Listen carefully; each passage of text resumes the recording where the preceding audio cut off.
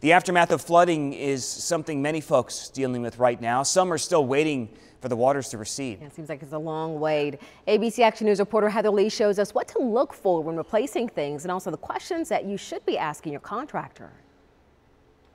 Michelle Solomon, we moved in 1988, has been dealing with rising water from the Alafaya River in Valrico. Skirting, this is the last skirting from the last flood, so that was new. It's almost expected these days. Solomon says from where I am on Hill Drive, most of the road was underwater, but the houses seem to fare pretty decent.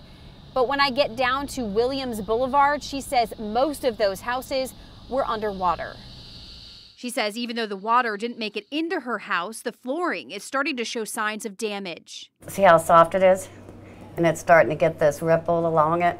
Insulation and ductwork underneath sopping wet. Water will seep into just about every nook and cranny of the house, which can cause mold and mildew to grow, making you sick. Gerald DiFabrizio, owner of Tampa Tile, says getting a contractor in right away will help you figure out what stays and what goes. But it's amazing what 2 days can do. The longer it sits, the more likely it isn't salvageable. Before letting a contractor do any work, check their license and insurance, and make sure they specialize in moisture abatement and remodel work. Ask for references and check those too. DiFabrizio says stick with one contractor and let them buy all the materials. That way you only have to write one check, and if work goes wrong, it only takes one call to make it right. In Valrico, Heather Lee, ABC Action News.